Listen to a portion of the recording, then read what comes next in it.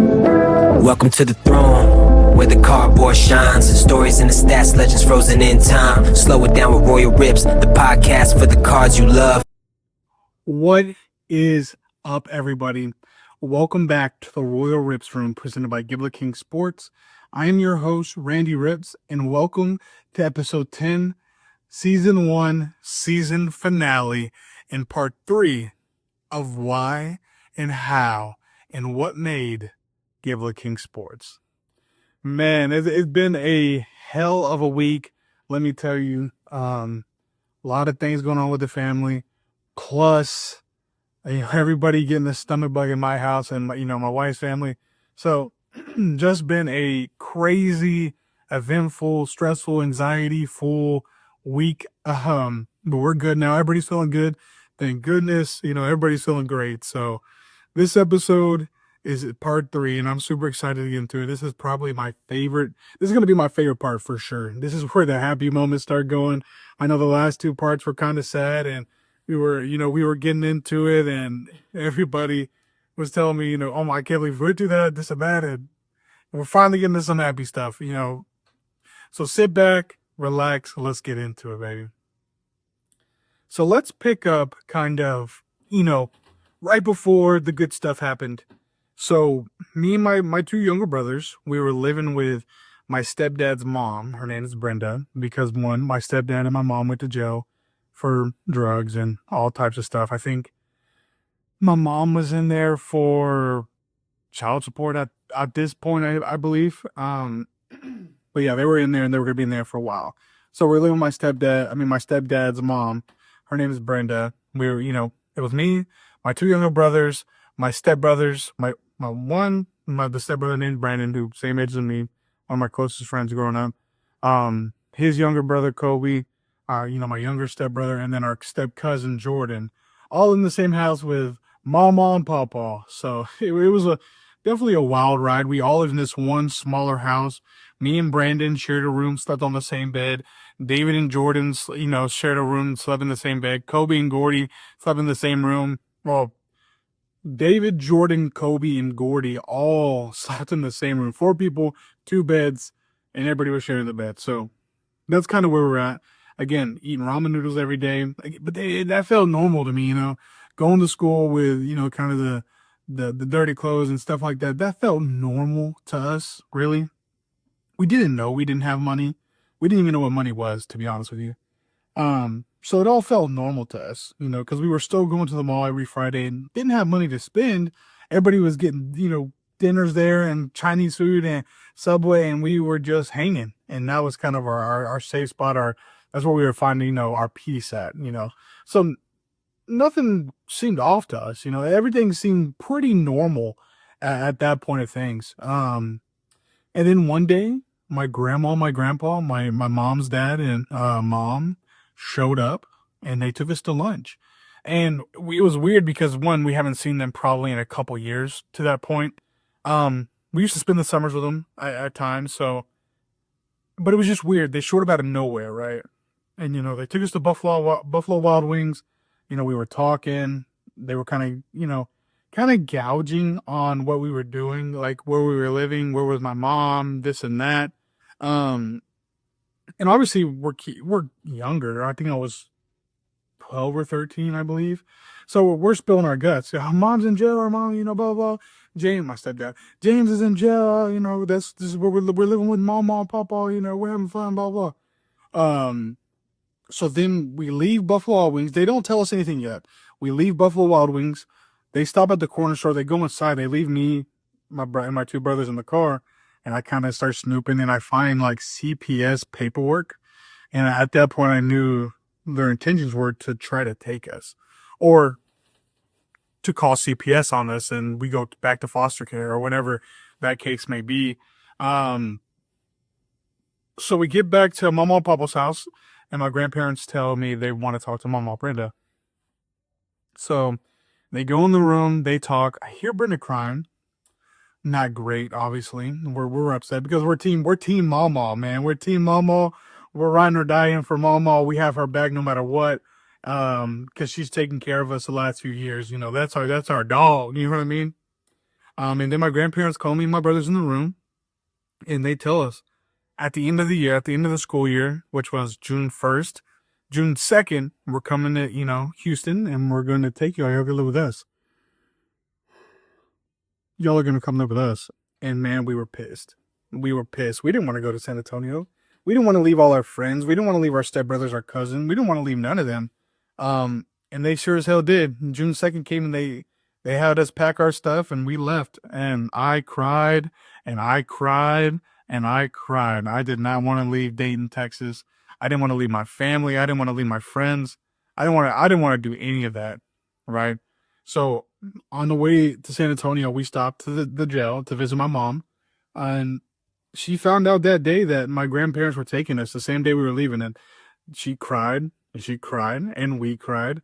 It was just a rough day. And at the time, I definitely did not see it as they were finally someone was coming to save us, right? I didn't see it as that. I saw it as somebody's taking us away from our home, and we are not in a safe space. I wasn't comfortable. We weren't comfortable. It was just a new environment that we just were not prepared for. Because before, we could do whatever we wanted, stay up as late as we want, be on our phones as late as we wanted, leave the house whenever we wanted, go hang out with our friends whenever we wanted. And it was just a cultural shock, a cultural change for us. They made us put our phones up at, I want to say like 8 o'clock or 9 o'clock at night, made us go to bed early. We weren't allowed to go to our friends during the week. We weren't allowed to go to our friends during the week. We weren't able to do a lot. I mean, we were able to still hang out with friends or whatever when we finally made them. But we weren't just able to do a lot. And at the time, as the age I was at, I was like, man, this is crazy. I don't want to be here. What are they doing? They're ruining my life. They took me away from my friends. This is not the life I want to live. But, little by little, as time went on, I finally realized that we are being saved. They bought us everything we needed. We no longer were the kids wearing dirty clothes. We no longer were the kids that were wearing holy shoes, dirty shoes, shoes that didn't fit us anymore. We were no longer the stinky kids. We were no longer the kids that had lice. Life changed for us because of my grandparents. So biggest shout out to my grandparents. Them taking us in, bringing us in, putting us in Brennan High School really changed us for life. And, along the way, in high school, I met my first 3 years of high school. I met some people that I'm still very close with that I call family today, that I call, brothers, shout out to the Draytons, they kind of helped, shape me to who I am today. So shout out to them. I wouldn't be nothing without them today. That's my adopted mom, my adopted dad, my brothers. So shout out to them. Shout out to my boy Cyrus, shout out to my boy Nate, and 100% shout out to my boy Rieger, who I'm gonna talk about a little bit more later down in this episode. But yeah, here in San Antonio, starting high school freshman. And I'm like, football was fun. We got into football, it was fun. But I won't lie, the first 3 years of high school for me were, really, damn. I would say maybe all 4 years of high school until about the end of my senior year, but I was just in a really, really dark place. Just somewhere where I just never wanted to be, right? I was, not gonna lie, very suicidal at times, very depressed, especially between my sophomore and junior year. It was just rough, man. I was in a very dark place, and I felt like I had nobody, even though I had tons of people now on my side. Now that I had tons of people on my side, everything that happened to me prior to San Antonio, prior to high school, prior to, moving down here, it stuck with me and it just did not go away. So it was 100% rough. And I blame my mom 100% for all that, and I held a lot of hatred in, for that. So it was rough. It was really rough. Even though I did have football and football brought me a lot of joy. I just couldn't get out of this dark spot. Well, one day, my buddy was talking about God and Jesus. And every time someone would talk about that to me, I would say, yeah, cool. Kind of shrug it off because the excuse for me was, I was forced to go when I was little. When we got put in, foster and CPS, I was forced to go. And it made me not want to go anymore. And I use that as an excuse. But finally, something came into me, and something, was brought into me, and I said, let's actually give this a shot. Let's read the Bible. Let's pray. And man, I prayed hard, and life changed for me instantly. And I mean instantly. My depression went away. My dark thoughts went away, and I met somebody so special. And I was not ready for what was coming. Um, I met my now wife in high school. I want to say at the end of my junior year. Um, I was on the dance team, and we had like an end of the year dance thing, and she ended up being my partner. Shout out to Misha. For Misha was gonna be my partner, but shout out to Misha because she didn't end up showing up. So Marissa ended up being my partner, and man, let me tell you, she was hot. She was beautiful, man.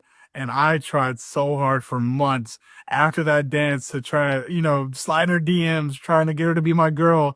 And she shut me down time and time and time again. I've never been shut down so many times. And I, for some reason, I kept going back. For some reason, I was like, I'm going to keep fighting. I'm going to, you're going to be mine. And she just kept shooting me down. Smart by her. Smart by her. I was not in the right headspace at the time to even be anybody's boyfriend. Um, but yeah, eventually she gave me a shot. She gave me a shot, and she is amazing. She was amazing. Our first date was at SeaWorld. And she kind of probably saw how crazy I was from that day, how I say what I want to say, and if it comes to my mind, I'm saying it. I don't care whose feelings it hurts. I don't care who, about all that. So she probably, saw I was kind of crazy. And what kind of sealed it for me that I knew that she liked me was at the end of the night, she gave me a kiss in the parking lot. Shout out Marissa. Yeah, but even then, I had something so great coming in my life, and somehow I found a way to screw it up. Found a way to screw it up. I was texting other girls. She found out, and she, for whatever reason, she stayed with me, and kind of fought with me, and stayed by my side through all that. And um, yeah, shout out to her. Now, there's a big shout out to her because I was not in the right headspace to treat her the way she deserved to be treated. I ended up being the one breaking up with her, right? So we broke up at the end of my senior year, and I think a couple weeks before she was starting her senior year, I realized that, yeah, she's the one for me. Hopefully I can try to get her back, try to fight for her and get her back, and hopefully she gives me another shot. And thank God she did. She gave me another shot, and the rest is history.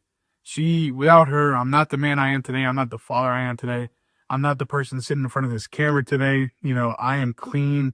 I am, depression free. I am dark thought free. I am in the best headspace I've ever been in. It is because of her, 100% because of her. She keeps me grounded.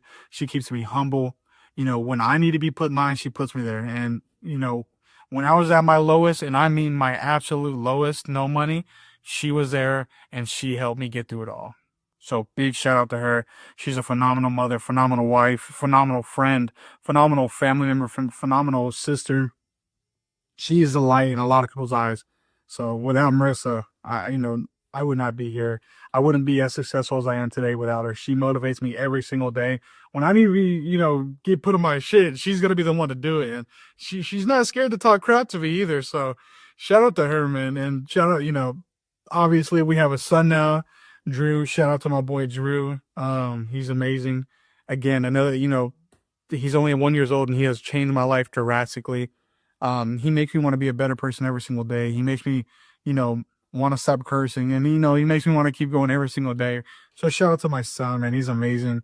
Shout out to my wife's family. Shout out to my boy Kyle. And then the next person I want to shout out is a massive shout out, Garrett Rieger, my best friend, my brother. He's amazing, man. And he came to my life again when I was in a dark spot and when I was in a bad spot. I was at my lowest and he helped me get out, man. And shout out to him, shout out to him, because without those people, without Rieger, without Marissa, without my son, without, my boy Kyle, my brother-in-law, he is my, he's another guy that just lifts me up. without him, without my mother-in-law, without my wife's family, her uncles, her grandma, without without my family, my grandparents, Giblet King Sports would not be here today. Randy Ripzz would have never been created. I would never have started this podcast. I would have never have started videos on TikTok. They motivate me to continue to be the guy I want to be every single day, the guy I should be every single day. They elevate me every single day. They put me in my place when I need to be put in my place, and they tell me what I need to hear. They don't sugarcoat it. So without them, this isn't possible. And they are the main reasons that Giblet King Sports Cards, is here today. The Royal Ripzz Room is here today. So shout out everybody that has just helped me through everything. And again, shout out my wife. She is an absolute trooper. Babe, I love you. You're amazing. Without you, this is not possible. This empire that I'm building is not possible. You are the CEO. Yeah, you're amazing. So, yeah, there we go. 3 parts. We are finally finished. Season 1 is in the books, baby. And before I lead off, I just want to let I want to leave you off with this. It does not matter where your story begins. It matters where you finish. You are the one who's going to save yourself. You're the one who's going to open up one day, open your eyes, and say, this is it. I'm going to fight for what I want to fight for, and I'm going to build a brand. I'm going to build an empire. I'm going to build something that's going to feed my family and my family's families and my family's families. I mean, you are the one to do it. So don't let your past, don't let anybody behind you that's talking noise discourage you. You got this. You are a trooper. Stay motivated. Be the dog that I know you can be. Be the king. Be the queen. And I will see y'all in season 2. And we got some fun ones, baby. So stay royal, stay loyal, and keep ripping. Bro, ça tue, ça blesse, ça flingue. Hey, hey, hey.